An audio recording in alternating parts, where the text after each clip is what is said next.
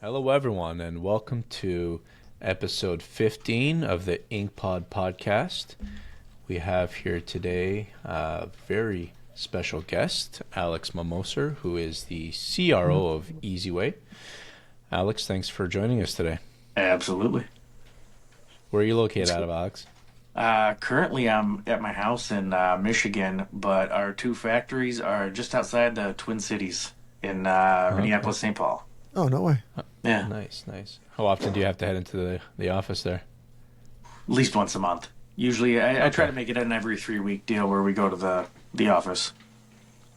that's not bad at all. Cool. No, No. So, yeah, if you don't mind just introducing yourself, talk a sure. little bit about maybe how you got into the industry and touching a little bit about Easyway and their history and what you guys do for those who are not familiar with your product. Sure.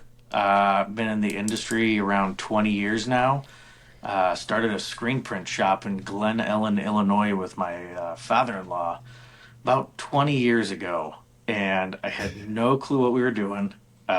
We just decided on a bar napkin to start a t-shirt business.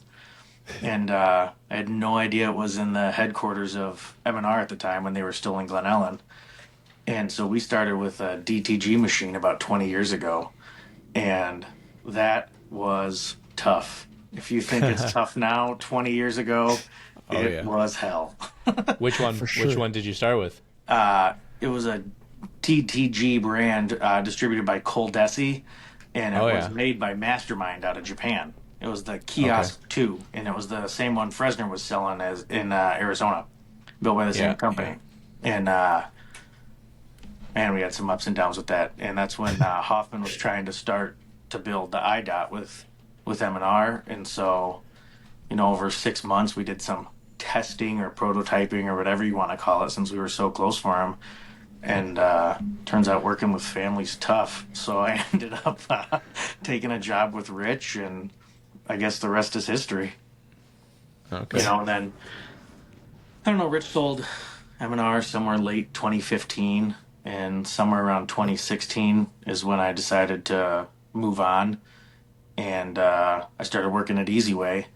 And John Schluter, the owner of Easyway, has been in business for 44 years now. Wow. So yeah, he's got a long, long history of that chemical product, chemical company. So yeah, it's been a blast working there. I really enjoy working with family sized businesses. And about 2.5 years ago, John and I decided to start a machine company called Blue Water. And so Hmm. now we kind Yeah. of run both independently, and that's where we're at. Very cool.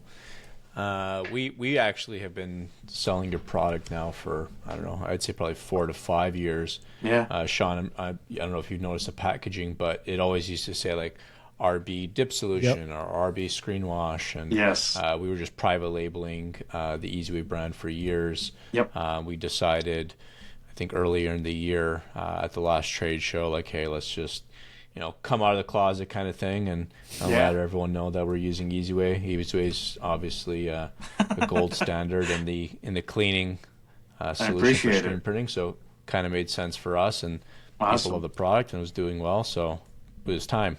It was time. Now we got a beautiful Yeah, co-branded product for you guys. I love it. exactly.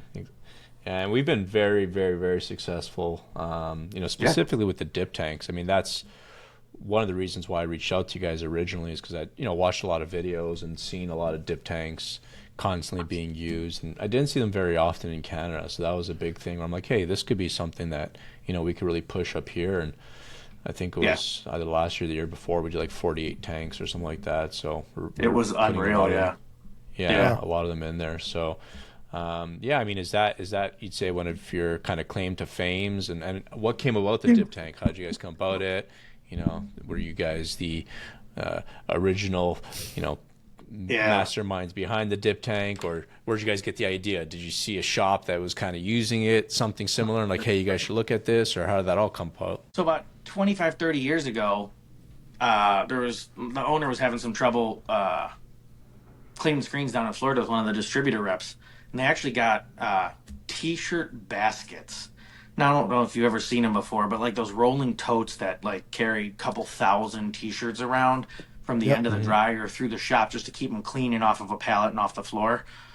And they lined one of those with some poly and filled it with emulsion remover and a little bit of solvent and kind of built the first home-brewed dip tank out of it. And it worked so well that they ended up taking the idea back to Minnesota and developing a product. And originally it had a lot of shelf life because there was a solvent involved, right? Yep. And the owner decided to, hire a different chemist and do a little research on what it would work better. And now we've built a product that doesn't really have a shelf life and cleans ink and emulsion at the same time. And 25, 30 years later, I think we're the leader in the dip tank, realm in this industry. Wow. Yeah, definitely. We've seen some of the print shops I see, they're kind of using like the crystal format. Sure. Yeah. What's the major difference between that? Because the one thing I notice is sometimes they're leaving it in there for a very long time, and then I find that it's just really hard to time when the emulsion breaks down, which dilutes the chemical, and they feel like they're always changing it. Like what's the main differences between the two, and what's the advantage? Like the crystal format is it's just the raw material, right? That is the emulsion remover, and it has no ability to penetrate any ink or any film left on that emulsion. So it's really only going to get any activity from the substrate side of that screen. The product that we have is liquid, which is a lot easier to measure out and control as far as the mix ratio that you're putting inside of that tank. But it also has detergents and surfactants built in that start to break down that ink layer and allow the emulsion remover to penetrate both sides of the stencil, so it's a lot easier to strip clean. Makes a lot of sense. Yeah. There's so many things you can go into with dip tank material. There's especially for you guys up in Canada, your winters are brutal cold. So simple things like just raising your dip tank off the floor on bricks or putting it on something that has wheels will allow that water not to get so cold in those dip tanks, because the induction you guys create sucking up cold from the concrete into that water is brutal on dip tanks, because there's a few things that affect chemistry, temperature, time, agitation being main three. And when that water gets cold, just like you learned in chemistry in middle school, the molecules move slower, right? Yep. Yeah. Warmer water makes molecules move faster, so keeping that dip tank off the floor will help increase the water temperature and keep that thing active much longer. Yeah, we usually tell people to put them on like those cinder blocks, Exactly. For sure. Those 1 foot by whatever 6 inch, 8 inch, whatever it is. Absolutely. Cinder blocks, and that seems to do a pretty good job for them. And you've also seen, a lot of the customers that get up to dip tanks, they're always like, oh, like your dip tank's only going to hold 1 or 2. Whereas old school, they used to be really, really big tanks. And, we did it too for a hot minute. Yeah, exactly. What did you see as the major benefit to going towards that? We generally push like 1 screen in, 1 screen out to kind of get them into that. 100%, yeah. So the method that we all teach now, because the dip tank chemical is not intelligent, right? It has no idea if the emulsion is on the screen or inside of that tank. So they're called the dip tanks, like you messaged, for a reason, because you dip the screen. You don't soak the screen inside of those tanks. So by teaching the 1 in, 1 up method, it should take you as long to process the screen in your washout booth as it does for it to soften the emulsion inside the tank. And if you can get that balance done right, your chemical longevity is increased massively. And so, if you're, whatever, it takes you a minute to power wash a screen, spray on some 701, power wash it again, you're talking maybe 2 minutes or so, maybe 3 minutes, whatever it is. That's about how long you should get your chemical ratio inside of the tank. So we used to have, much stronger mix ratios suggested, 1-4, 1-5, something like that. We've actually lengthened it out quite a bit to 1-8, 1-7, somewhere in that ballpark, because it turns out that ratio with the 1 in, 1 up method makes people's chemical last substantially longer. Yeah. Makes a lot of sense. Like we know in the shop when we get new people on, we had a new person coming on the team about 2 months ago, and Zach probably saw it, but I ordered some dip tank solution like twice in the next 2 weeks. Yeah. Because he left 4 screens in a dip tank overnight Yeah. and pretty much like there was no more emulsion on the screen, so the emulsion was just sitting at the bottom of the dip tank, just eating away And nothing at the you can emulsion. do about it after that, man. Yeah, It's exactly. unfortunate. That's so interesting. And And I don't Zach, know if you like, noticed the new yeah, tanks that we came out with about a year ago. They have that ledge up on top, so not only can you put one in the tank, but you can put one on the ledge on the back of the tank and have the Yeah. chemical it drip back dips in. in. Yeah, exactly. So you can save some of the chemistry, right? So now it's like Hmm. one in, one up, one in the booth, and so we kind of get that ratio going. Smart. And it also helps when the tank is fresh, right? Because when the tank is brand new fresh, it doesn't always take 2 minutes to break your emulsion down. So you can, do the one in, one out method, but teach it where they dip it in the tank. And when they're done power washing the screen, instead of leaving it in there for that next step where you're spraying the 701 and power washing, you take it out, Yep. put it on the back side of the tank, and let it sit there for a little bit, dripping off while you finish your next or your last screen off inside the booth. Yeah. Smart. And you guys also had the hold down bar because a lot Yep. of screens obviously float. So Yep. Absolutely. that was one thing that you guys had kind of put in there, and it also works for the 20 by 24s and 23 by 31s. Correct.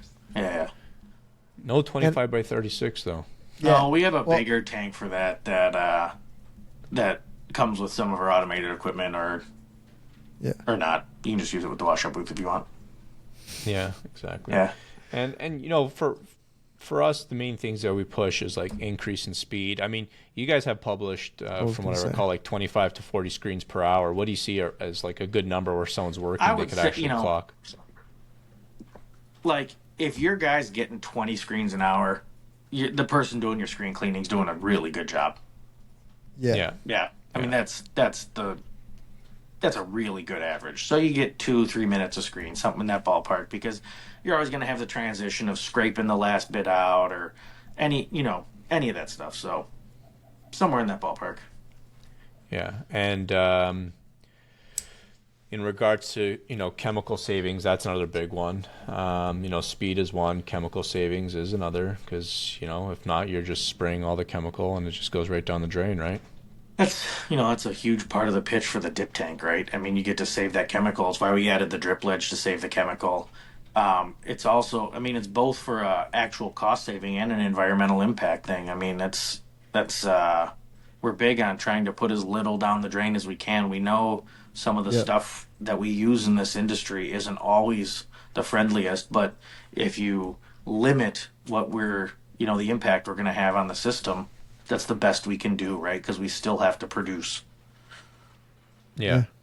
Exactly. And Zach, Now like when you came, because we didn't have a dip tank when the first time you came in the shop, you were like, you don't have a dip tank? Like you Yeah. told that to me, and it pretty much almost Come hurt on, my dude. ego. I was like, what do you mean I don't have a dip tank? And you were like, dude, it's gonna help your ROI and everything. I was like, really? It was like, yeah, like get a dip tank and see for yourself. And for me, the massive impact was actually, it's a lot nicer to clean screens when you have a dip tank, because you know how you spray on all that emulsion degrader. Yeah. It doesn't smell good.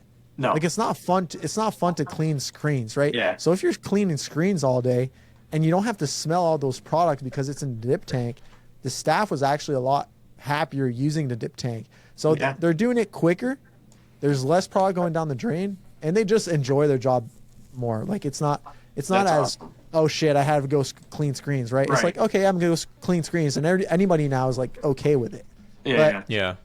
talking about the ease of life for the team, like I know that you went to M&R recently to work on some, like the reclaim system, right? The OEM manufacturers. What's that kind of relationship look like with all those manufacturers? And I like you were mentioning earlier, right? Yeah. Blue Water Lab. Yep. You guys do as well have a reclaim machine. So Yep. how does that work with your products, your chemicals?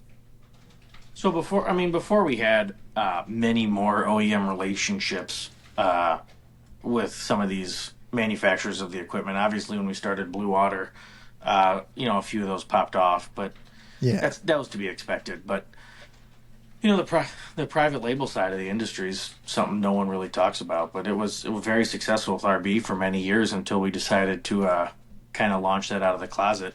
As far as the automated equipment goes, we do obviously make chemical for for some of those automated equipments, and we have Yeah. processes and recipes and everything for those. And all of our staff that does sales is trained in setting up and running all of those automated pieces of equipment as well.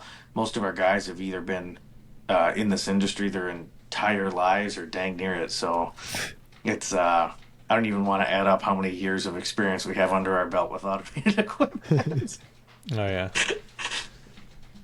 But Yeah, and one thing that even when we've looked at some other solutions, um, in terms of reclaim equipment, and we talked to yeah, manufacturers, and we're like, "Oh, do you have to use your chemical?" And they're like, "Oh, if you use this stuff, like the entire machine is just gonna like completely corrode." And I don't know if yeah. there's any truth to that, or if they just want you to stick with their chemical, right? If you look at just the basis of emulsion removers, it's a commodity. We all use the same product or the same Yeah. core product. It's the add-ons that set some of these apart. It's why the Supra for the dip tank is so unique in what it does. But if you're just buying emulsion removers straight up, they're all a commodity. So if someone's claiming one's going to do worse than the other one, Yeah, I'm going to call BS on that. yeah, for sure. And talking from like an a secret sauce that every Yeah, every brand has, you're saying yours separates from the other. yeah. I mean, do you guys have anything to protect yourselves, or can a chemist just buy this and kind of reverse engineer it and start manufacturing the same product? Like, what does that look like in the chemical space? You can. A lot of it I find has to do with the implementation of it, and that has to do more with the training of your staff in the right way to do that. And it's the same with you guys in your shops, right? I mean, it's if you implement processes and products right, they tend to be more successful. Yes, we've had some people want to knock off some of our best sellers, obviously, over the years, but I would say no one's made a massive impact trying to do that. Usually, when you're the first in to do something in this industry because it's so small, the people who try to knock you off don't generally have as much success as No. Hmm. as you want. I mean, it's with our automatic reclaim system, right? It uses our dip tank process. We literally took that process and put it into a box. I mean, there's no secret. That's exactly what we did. Yeah. Now we have stuff inside of that box that make it unique, and Yeah. that allow us to keep probably the lowest chemical cost in this industry. Hmm. Um, but as far as the process, I don't think there's a secret with it. With the chemicals, that's once in the States, at least, once GHS came into existence in 2015, the hiding of active ingredients has become really difficult. Yeah. Hmm. So, if you It's really all out want to, there. it's all out there. If you really want to rip somebody off, you Yeah. probably could. Um, I don't think anyone's been wildly successful at it yet. Yeah, I mean, well, you guys are also like super laser focused. I mean, you guys Yep. That's it. just, I mean, now you're doing the equipment, right? But it goes hand in Yeah, hand. But you guys are not doing emulsions. You guys are not we doing, you don't. know, yeah. And anything extra that we do for some distributors, we generally from purchase from someone that's also laser focused at what they do. Um, like we for very few customers will buy glues and adhesives and stuff like that, and we don't make that stuff. We buy it from manufacturers that are Yeah. laser focused in adhesives and specialize in adhesives, just like we specialize in screen chemicals. And I mean, we have a huge percentage of the market share in the U.S., and I think we are so successful because we are so laser focused at what we do. Hmm.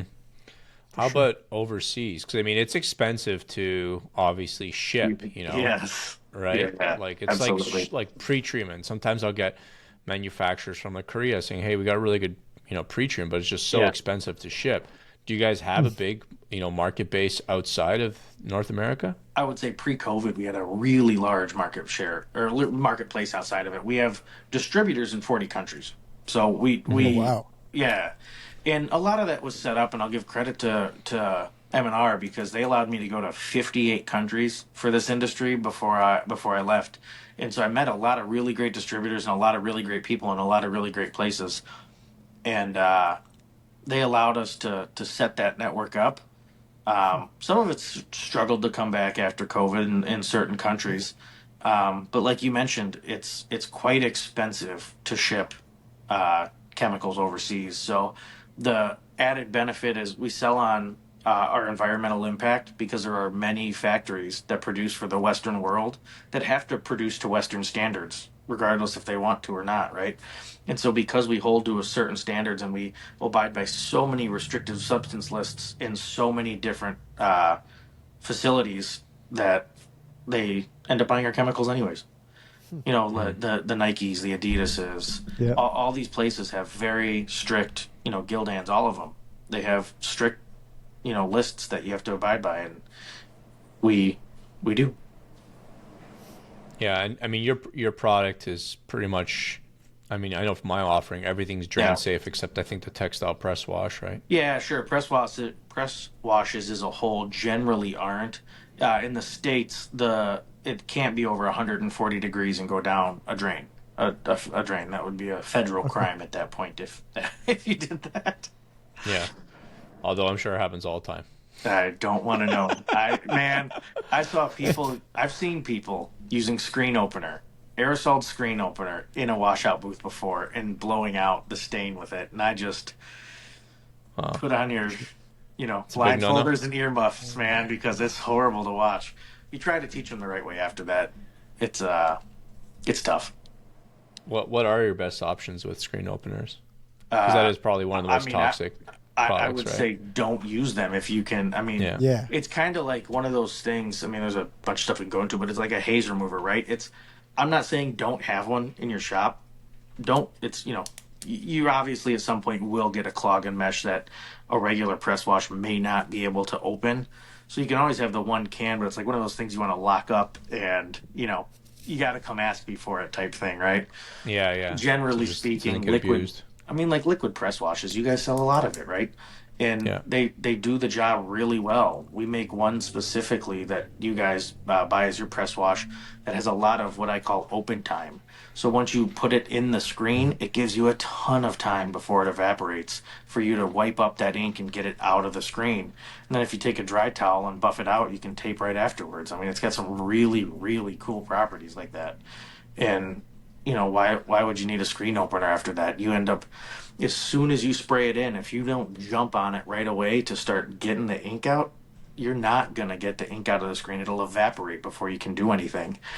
I mean, they Yeah, also, we. yeah, go ahead. I was saying that. I mean, the textile press wash we saw it as like a multi-purpose. You know, use it to clean your squeegees or flood Yep. bars and clean off your screen for color changes. Yep, absolutely. And those aerosols, you know, specifically if you have underexposed screens, I mean, they set in that emulsion hard. I don't Chew know up. if you ever cleaned a screen and you kind of see the outline of the image after you used a screen opener on it.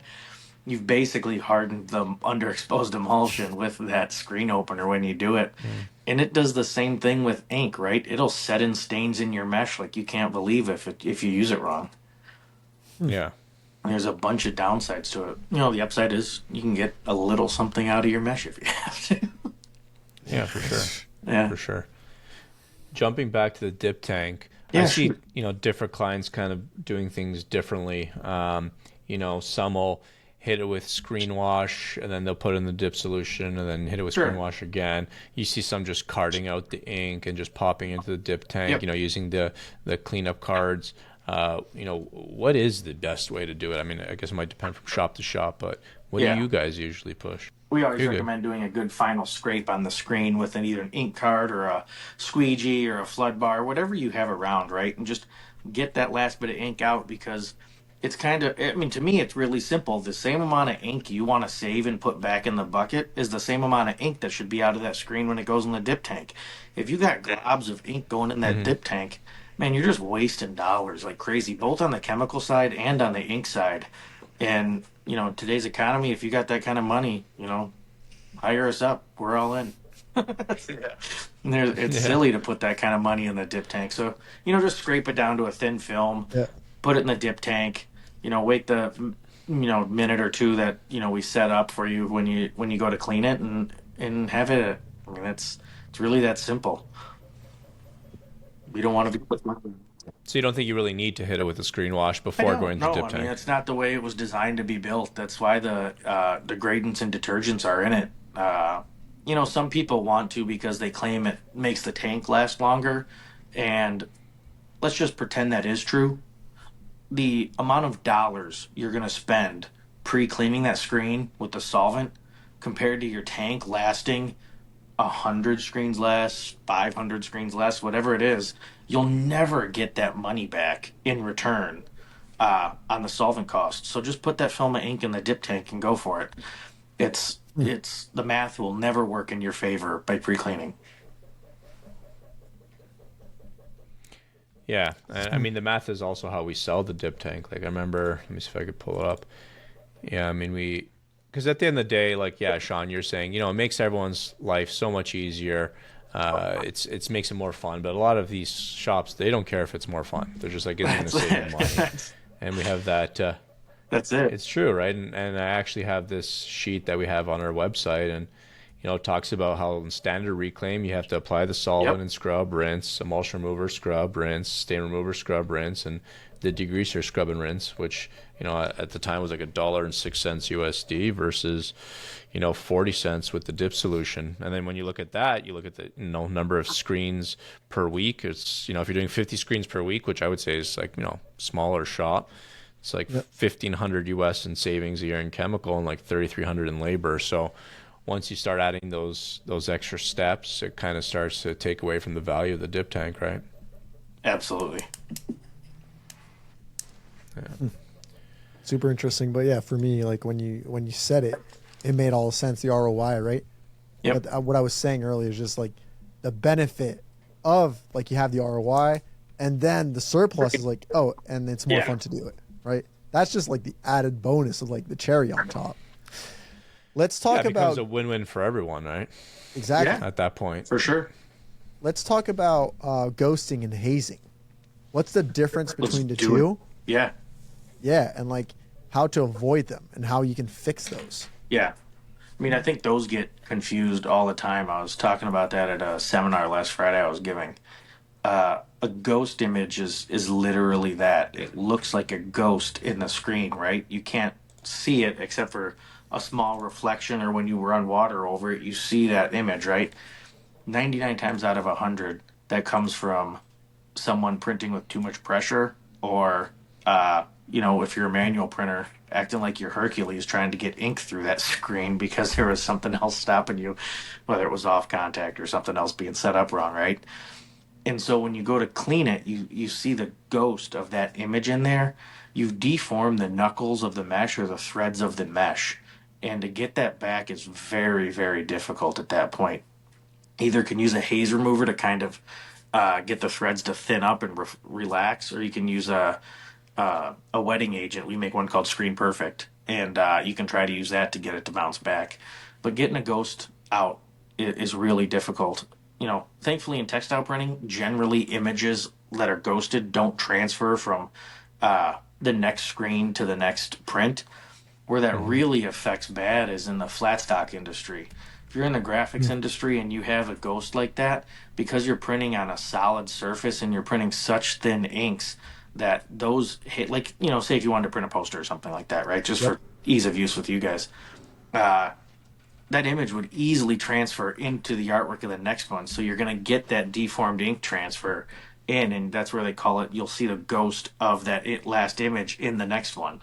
That's, I think, kind of how that, originated. Haze is exactly what you'd think it is. It's leftover diazo, leftover emulsion, leftover ink. It's literally something blocking the mesh openings from you being able to see through it. Now, that's a lot easier to get rid of. If a product like your Screen Wash or R701 or anything like this doesn't get rid of it, they make haze removers, and we make one called 415N. You can scrub that on and spray it off. It's a liquid, so it's not going to abrade your mesh. It's what happens is, because generally haze removers, they're caustic and they eat like the polyester parts of the thread, and with the liquid it encompasses the whole thread, right? So it's kind of like an even action all the way around. With the abraders, you don't get that. What happens is when you put those on, anything with like a pumice or a walnut or a silica inside of it, when you scrub that on the threads, it does literally what it says. It abrades it, right? So you end up like with split ends. Like if you ever talk to a woman with long hair, right? Their hair splits at the end. That's what your mesh will do if you use an abrader. And sure, it'll get the stain or something out of the mesh, but the next time you go to use it, it'll coat just fine, it'll look just fine. When you go to burn it, it'll look just fine. And then you go to print and your ink's not flowing through it right. And you're set up exactly the same, right? Your off contact's the same, your ink's the same, your squeegee's the same. Well, you've blocked off your mesh opening, so it's holding it in there like a trampoline would, right? It's you're not getting the same ink transfer because you've abraded the mesh open. So, highly recommend using liquid haze removers if you're looking to get rid of that haze, as opposed to paste. as opposed to a paste, yeah, with a silica or anything else inside of it. Yep. That's super interesting. Yeah.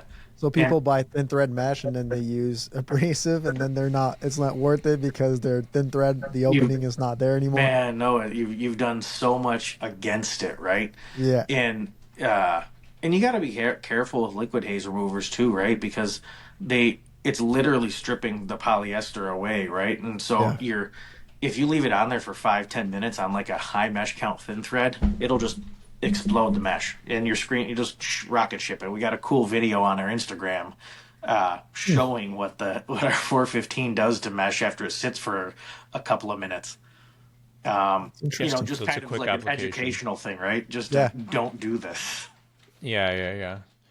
I mean, ideally, you only want to use it if you really have to, right? That's it. It's one of those things where it's like you always tell someone to have a gallon or a quart of it on a shelf, but if it becomes something that is used in your everyday life, call us, because we got to identify where the issue is so we can help you solve it, because it's not something you should be using in your everyday life. And what are some best practices to try and remove? I mean, prevent haze from even coming to begin with. From day one, using a quality screen wash that dehazes and degreases from day one will help that. Now, if you're making the switch over, generally I'll tell people haze all the screens once, knock it out, and then move forward using a screen wash like you guys sell. That's the best practice you can do, because sometimes if those screen washes, because the screen washes you can leave on for 5-10 minutes, no big deal, just don't let them dry, right? And if that's not taking it off with a high quality pressure washer, that's when you go to a haze remover and just apply it once, kind of hit that easy button, the reset button, and move forward from there with a quality screen wash afterwards.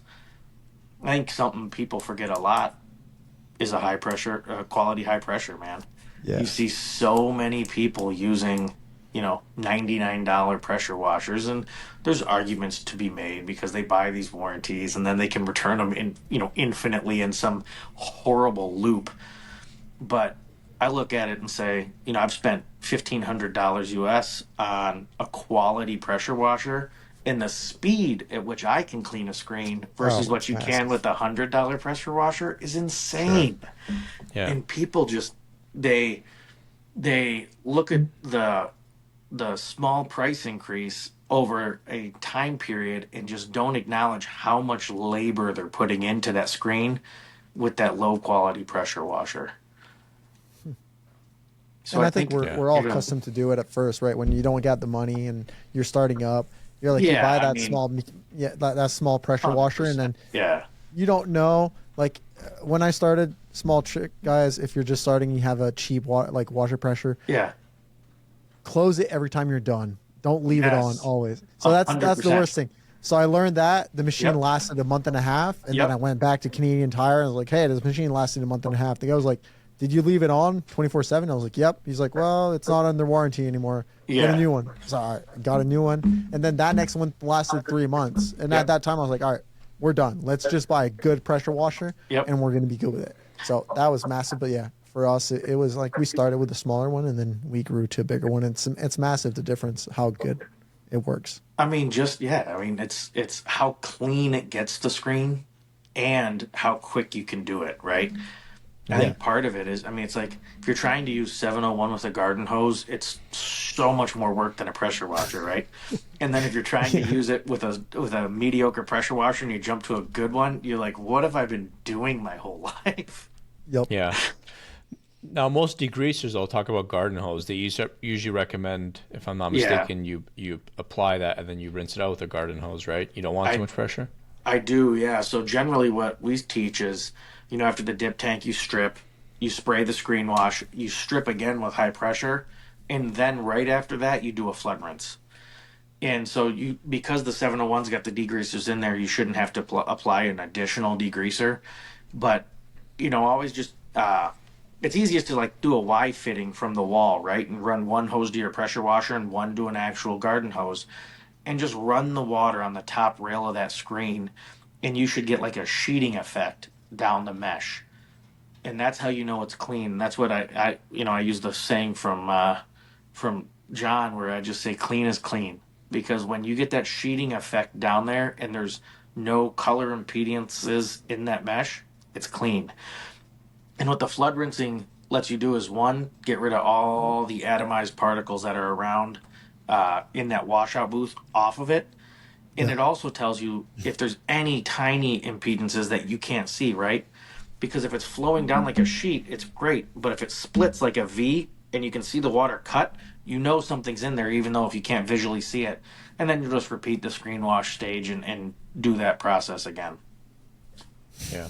I think another thing a lot of people forget to do, talk on the point of degreasers, is actually degreasing brand new screens, right? Absolutely, I know it's so man. important, but I think people miss that stuff quite often. You'll notice right away if you try to coat a screen, if you haven't degreased it brand new from the factory, because it'll look like it's got waves running down it, right? And that's just oil from the machine shop from then weaving the mesh. I mean, it doesn't. All of that stuff needs to be lubricated, and so it's left in the mesh. And it's so anything pneumatic that runs like that requires oil, right? It's the same reason we don't recommend blowing screens out with compressed air. Your compressed air runs on oil. It's got oil in the system from multiple oilers and other places. And so when you blow compressed air to dry a screen real quick, you've essentially taken all the steps you did to degrease that screen and launch them out the window. Yeah. It'd be nice if the screen manufacturer would degrease them, but I guess then there's still the handling, people get their hands on it with oil and stuff. I think if they did, they'd have to charge you an extra like $5 or $10 a screen, man. You don't want their labor doing that. Sure. Yeah. Good point. No, and then with transport and then just moving them around in the shop to go back to the dark room. And the dust from the trucks and all of it, right? Yeah. Yeah. It's, I mean, it's tough. There is, after you're done cleaning screens, it's difficult, right? Because it's the same way. There's dust everywhere in your shop, right? So you want to get it into the clean coating room as fast as you can. Try not to use box fans or blowers to dry your screens. If you have to use a box fan, at least put a home furnace filter on the back of the box fan and change it regularly to get rid of the dust. A lot of the time when you go into these shops, you look at it and they're drying with fans or they're drying with stuff to try to get screens through faster. Almost always it's because they need that one mesh count, right? Because they're short that for the job that's on press or what they got to burn or whatever it is. And almost always it relates to screen inventory. People generally don't own enough screens to complete the circle for what's on floor, what's in the screen room being burned, what has just been coated, and what's in reclaim, right? You got like 4 different spots that screens are sitting all the time, and you got to have a certain quantity of mesh count, that you use per spot in order to get that done right. And then you'll never have to dry with a box fan or a compressed air knife or anything like that again. Yeah, we sell quite a bit of those like the Vastex dry vaults. You coat the screen, pop them in there in 20 minutes, they're good to go. That seems to reduce the need to leave it, overnight. Those generally do very, very well for us. Yeah, those are awesome pieces of equipment. And love them. And the eco frames as well is a good way to combat inventory issues. You have the ability to just pop in your own mesh, a couple minutes, and away you go. Yeah, especially if you're space concerned. That's you can have 100 of those eco frames, but you can have 300 panels, right? And the panels don't take up any space, so you can just stretch what you need to burn for that next job quite quickly. Yeah, they do really well for us in Canada. Like that's awesome. 95% of my Ontario, are they heavily used in the U.S. as well? I would say nowhere near as much, but I think it's all based on who's selling it, right? I mean, if you believe in the product and then your team believes in the product, like, I mean, it's the same with our stuff, right? You guys believed in the product, your team did, and so it took off like a rocket ship. It's probably the same Yeah. with the eco frames. If you guys believe in it and you know it's a good product, which I also believe it is, you can make selling it quite easy.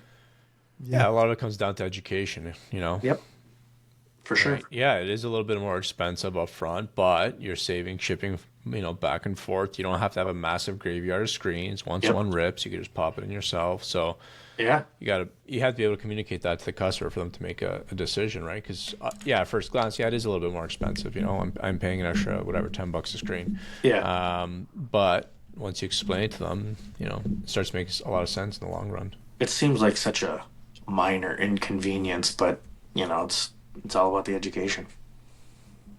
Totally. Yeah, and Keith went over this when we had the Saudi episode where Yeah. it's like it's really having the system down for the workflow of like cleaning the screen, putting it in the dry room and all that.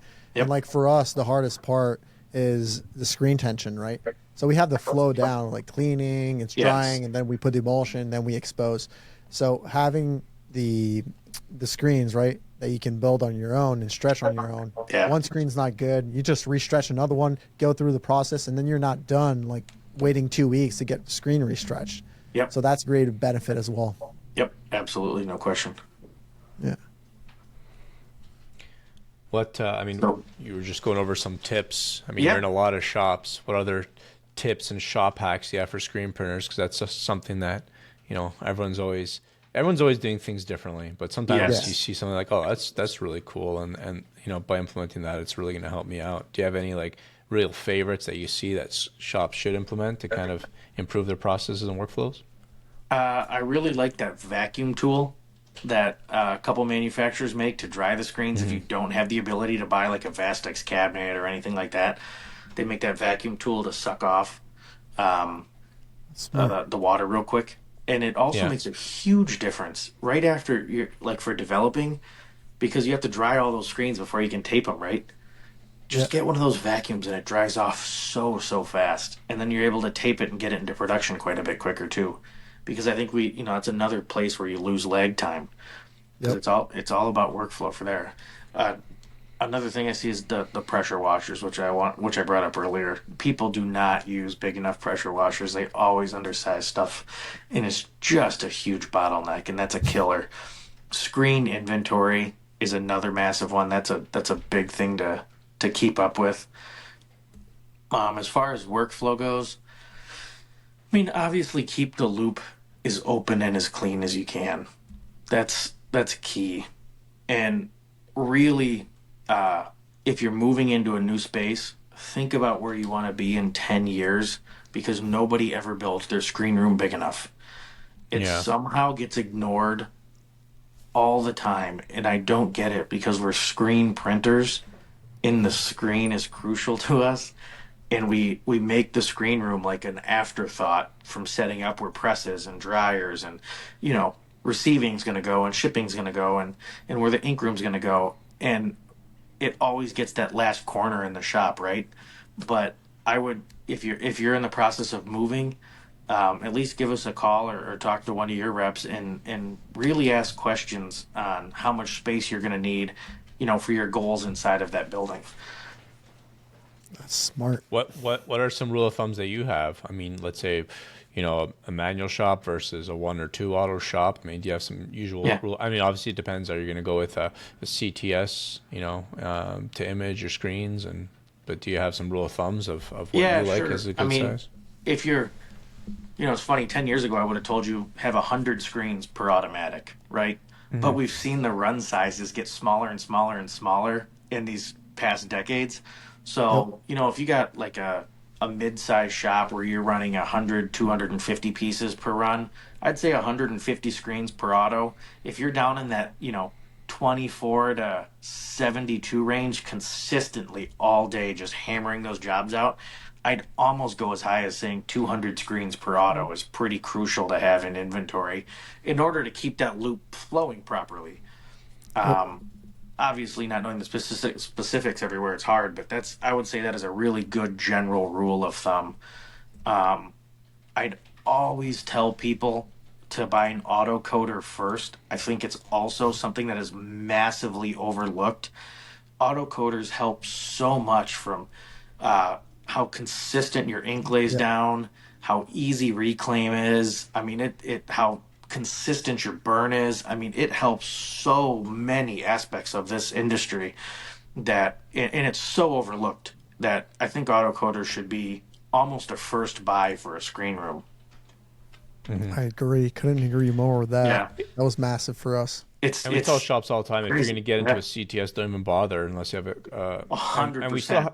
but we still have shops that will manually code and don't have a coder, right? So I think you are literally shooting yourself in the foot if you're trying to do that. If you're making an investment into what a $70 to $120,000 piece of equipment, you should absolutely spend the extra 15 to 25,000, whatever an autocoder is now. I don't even know.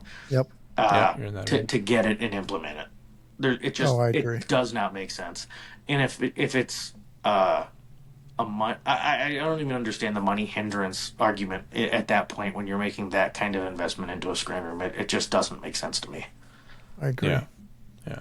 For consistency too. And back to your point, Yeah. some shops say like, "Oh, I don't have the space to fit both of those pieces of machinery." Well, it's like maybe 'cause it's time to build a bigger dark room, right? 100%. It's you. If your dark room isn't big enough to hold those two pieces of equipment, it's certainly not big enough to hold the quantity of screens you need to you process in order to get that through. I agree. Yeah. I don't know, it's always been that odd ignored corner of these people shops that we deal with on a daily basis. And man, I just want to we're screen printers. We should love the screens more. For sure. Yeah, you talk about needing more screens if you have to, if you're just doing a lot of the smaller 24 to 48 or 72 piece run sizes. Yeah. A lot of that volume we're starting to see getting eaten up by DTF. The introduction of DTF. You have a lot of screen printers are like, you know what, like 72 pieces of runner, I'm only DTFing it. Yep. It eliminates a lot of the steps, right? I mean, I look back at what I did 20 years ago with a DTG machine, and there's so many steps from art separation and everything else that it eliminates. I think it's like the continuation of DTF almost, right? It's or DTG. I mean, yeah. It's the continuation of DTG because it basically now opens the substrates up. That's really the biggest difference here, right? We've opened up what we can decorate massively with DTF, and I think it'll take a slightly bigger bite of screen. It's going to be really hard pressed to eliminate screen, I think, because the cost to produce a good screen printed is still so low. Yeah.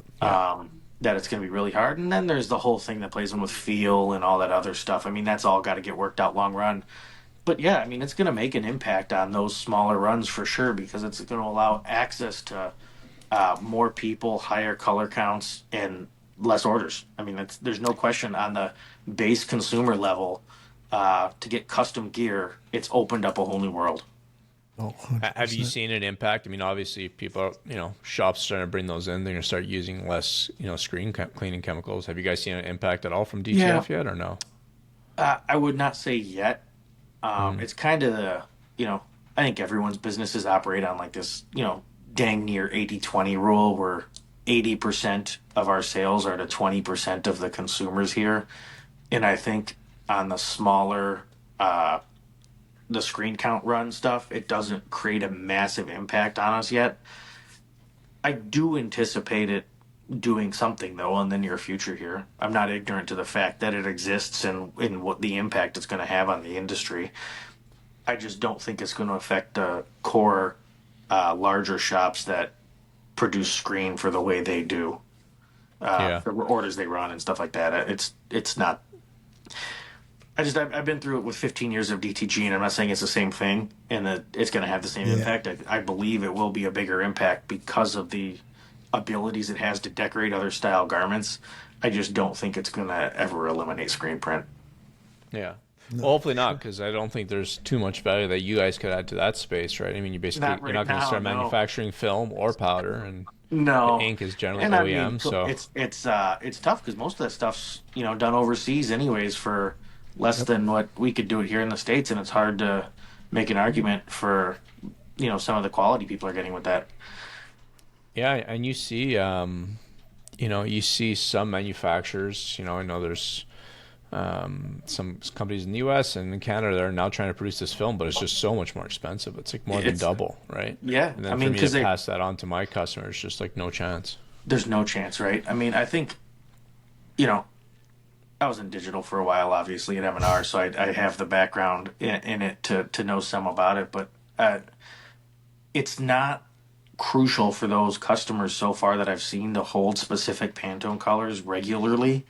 It's Yeah, more the speed to market that it yeah, provides, right? yeah. The day that it becomes crucial for them to hold Pantone specific colors or certain gamuts very, very well and get certified in it is when it's going to change. The ink manufacturers and the film manufacturers to become certified in that, right? So you'll end up with ISO certified ink manufacturers, ISO certified film producers, and there's going to be a large cost associated to that, and it won't be as inexpensive as it is right now. It makes sense, right? You want to pay for quality. You want to pay for something that you can come back and have consistency with. There's no question.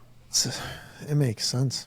It just opens up the market for not just the lower quantity orders, but just print placement as well, right? For There's a sure. lot more versatility as where you can put it on the shirt. You I want mean, to do put it you on the want to buy collar of the special polo? boards for pocket prints?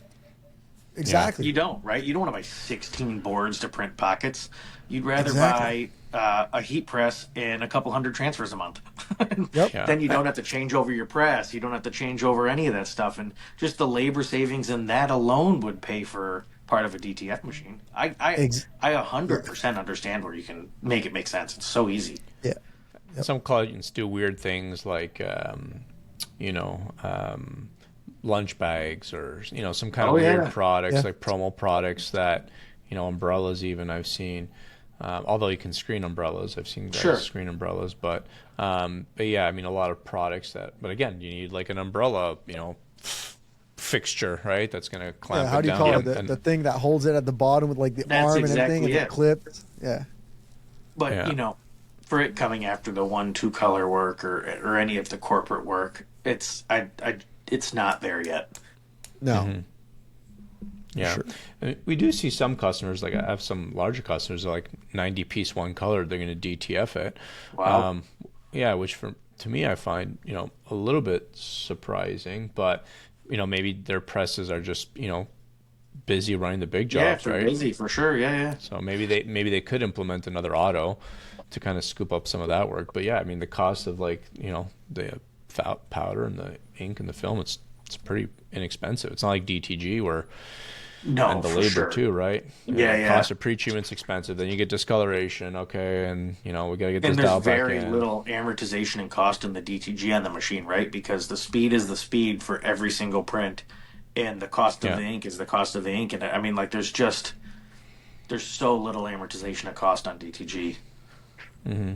Whereas with DTF, you click print and let the thing run, right? I mean, that's Yeah. Yeah. It's So- a simple machine. Jumping back to Blue Water, Yeah.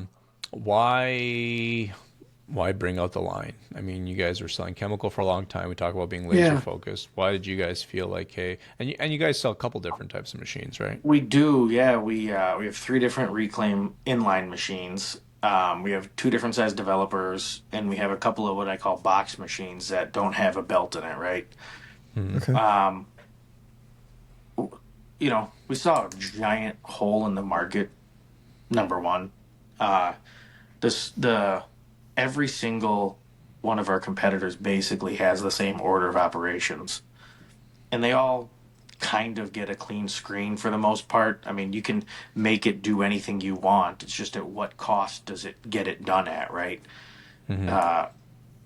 The flip side to that is we automated our dip tank process. So you dip the screen, you put it on the belt, and the first chamber knocks off the ink and the emulsion just like it would in a dip tank process.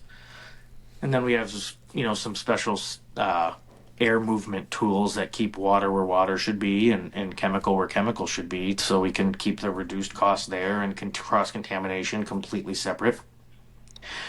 And with our machine, unlike all of the competitors, the solvent is going through the entire open mesh panel at that point. So you're dehazing and degreasing all of the open mesh versus just that last image area. And you're not making it responsible for the bulk ink removal like you are in those competitive units. So the solvent doesn't get super dirty with the ink that you've left on the screen. It's just a little bit of haze that's left on it there. And then it goes through another pressure washer to remove the haze and the degreaser, a flood rinser to knock off any of the impurities just like you would in a booth, and then a set of air knives to dry it. And it comes out. I mean, it literally just does what you would do in a washout booth with a dip tank. Mm-hmm. I think at first glance, what you see, it's really different between yours and the competitors. And most of them are like stainless steel or whatever they're built out of. And, correct. And yours are not. Was there a reason that you guys decided to go that route? Yeah, I mean, the was Poly it keep Pro costs down, or? No, it wasn't so much cost, because the cost of Poly Pro and the cost of sheets of stainless are oddly very similar. It's more for the chemical resistance. Stainless steel is obviously very chemical resistant, but when you weld it, you eliminate some of that, and that generally turns into the weakest point, right? Yep. Mm-hmm. And with Poly, it's ridiculously chemical resistant for everything we use in this industry. And so we built booths for 20 years using Poly, knowing that they don't have any effect with the stuff that we use. And it was something we knew, so we decided to go into it with the polypropylene. It also stays ridiculously clean really easy. You just take a little bit of the screen wash, wipe down the outside of it, and boom, back to sparkling new. Mm-hmm. It also deadens the noise. I'm not saying stainless booths are incredibly loud, but the Poly absorbs certainly the noise of the pressure washer better than most. Yeah. Yeah, it's been pretty cool. And then you can jump on the website or the YouTube page and check out all the equipment that we build. But we got anything from your startup shops for a $20,000 pressure washer in a box, all the way through machines doing 600 screens a shift. It's pretty wild. Where do you find that the majority of the volume lands? Is it in these smaller units? Is the bigger ones? I would say we build a lot of the box units, the high pressure units, almost 2 a week of those things. Wow. Yeah, it's been unbelievable product for us. A lot of it's space related, and then a lot of it's, I'm doing 10 screens, 15 screens, and I'm not going to buy a high quality pressure washer. I'm just going to invest in this, and it will carry me through the 30, 40 screens a day that I'll get to one time, right? Mm-hmm. And so, because it keeps what do those cost? What do those run? 20 US. Okay. Yeah. And it keeps the mess, the noise, the contamination all in a box. It comes with a filter system. It comes with an injection. I mean, it's turnkey. It comes with everything it needs to do it. There's no options on it besides power. So that would be the R2536C, for example? No, that's a high pressure HP1. The C model is what we launched in Long Beach, and that's our really compact inline reclaimer. It's only 12 feet 3 inches long. Wow. And it's a full auto reclaim in 12 foot 3 inches. Yeah, and I believe it's the only one available in single phase as well. Okay, that's tiny. Yeah, it's tiny. It does really, really well for us. It's limited to 100 screens a shift just based on its size, right? Because it can't run at the same speeds the longer ones do. I would say, once you get into the inlines, either the S model or the C model, most shops are somewhere between 30 to 80 screens a shift. That's like the bread and butter who are buying this equipment. Every once in a while you trip across the 2, 3, 4, 500 screen a day shops, right? But the bread and butter's around, 50 to 100, 30 to 80, somewhere in that ballpark. That's really where most land. I'd call it, the upper 70s or so would be your average. Because it's, if you have one guy in your screen room cleaning all day, that's a lot of, it's, 10, 15 screens an hour is all they're getting out, right? Yep. Yeah. They could get more if they utilize the dip tank right up to 20, but If you automate it and you make it consistent with a consistent speed and everything getting done right every single time, and it's running at, let's say, almost 30 screens an hour, well, you've taken that entire 8 hour shift to 2.5, maybe 3 hours tops, and then you got 5 hours of that guy to utilize doing something else. So the cost savings on the labor is just absolutely massive. Yeah. Yeah, Those it's box worth ones, it do you at still that need a time for washout sure. booth as well, or is that fully enclosed? Pop it in there, it It's comes out done. fully enclosed. So it's what you do is you dip it still, you toss it into the box. It sprays off the ink and the emulsion while it's in the box. Well, that's it working in the box. Your job's to de-tape and de-ink the next screen, right? Put Yep. it in the dip tank. When it's done, you take it out. You're Oh, still you gonna put in the have dip tank still. Okay. yeah, yeah. You Yep. put it in the dip tank. So it's big. It's an automatic pressure washer essentially, right? So I call Got it a it. Yep. semi-auto, Yeah. and that's what it does. It's a semi-auto pressure washer, and it just keeps the mess inside the box. You spray the haze remover on it still, and you put it back in, and so it takes 2 cycles per screen. They're about 90 seconds a cycle. In between load and unload, you call it 2 minutes. So you get a screen every 4 minutes that's clean, water's filtered, comes with the ejection pump. It's consistent, all of that stuff. It's 20 an hour. It's nice. Yep. Very cool. Yep. 15, 20 an hour. Nice. Oh. So it's anything else in the pipeline for Easiway? Anything else fun and Yeah, exciting you guys are we working got on? some new chemicals coming out. We just launched one called 401. That's specifically meant to go in automatic tool cleaning equipment because it doesn't swell squeegees. We found a lot of the solvents that we make and our competitors make swell squeegee rubber, and it just starts Yeah. to deteriorate it. So we came out with a product specifically for that, and it's taken off like a rocket ship with, both ours and all of our competitors' tool cleaning equipment. It's been awesome. Yeah, I mean, our launched one I think 2 years ago. Yeah, it's a great Again, piece of equipment. we haven't seen any of those up in Canada yet. Yeah. Again, it's just the volume of shops here a lot smaller than in the U.S. Well, I mean, right? it's Like here, a big yeah, shop is 2 to 4 autos kind of thing. You consider. absolutely, yeah, for sure. Yeah. And it's hard to, you know, if you're going to automate stuff, it's probably not the first place you're going. It's probably the last place you're going. Yeah, Right. I mean, that's just a fact. for sure. For sure. Yeah, but depending on the size of the shop, makes sense, right? For sure. Absolutely. No question. I mean, people are doing it in the States, so it'll make its way. Yeah, I didn't and think as someone. many people would buy automatic reclaim equipment as they are, and I think the labor's just driven it. So I have no doubt that you guys will see it in Canada too shortly. I don't think it's Yeah, I a mean, if especially since or the when. pandemic, it's harder and harder to get labor, and there's Yep, just a bigger need for shops to want to automate as many processes as they possibly can, right? for sure. There's Yep. no question on that. Absolutely. I mean, that's Yeah, what's driving our capital equipment purchases now. It's hard to do sales on replacement style equipment, but on efficiency style equipment, coders, CTSs, reclaim equipment, Yep. that stuff's still selling because, people are wanting to eliminate some labor or repurpose labor, whatever you want to do. Want to keep your good yes, people in your sir. shop.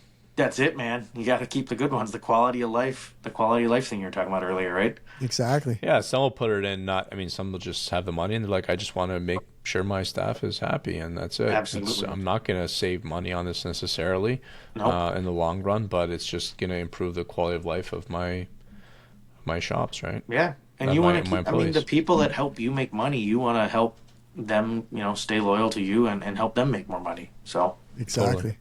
Yeah, cool. Sean, anything else that you want to ask Mr. Alex? He's a busy guy, Wow, so this if has there's been anything super you want fun, to man. pick his brain now, it's now or never, buddy. let's do Yeah, it. no. It's been fun. Thank you for coming on the podcast and chatting about everything about your background, about business that you go in, some tips Yeah. and tricks. I think this is super insightful for people, and hopefully we do this again, maybe at a trade show or something like that. Absolutely. Be happy to. Yeah. Awesome. Well, thanks a lot, Alex, for taking the time to chat with us today. No question. Wish you all the best. Sean, is he all uploaded? His video? Yeah, Or does he you're gotta hang good. around? He's good. You're good. Awesome. Yep. Yeah, sometimes there's a lag. So thanks a lot, buddy. Appreciate it. Absolutely. No worries. best of luck in the for the rest of the year, and Thanks, man. congrats on the launch of Blue Waters, and I hope that's going to continue to be successful for you. Thank you. Awesome. Thank All you. right, All right, guys. man. Have a good one. Talk to you. Take care. See ya. Bye-bye.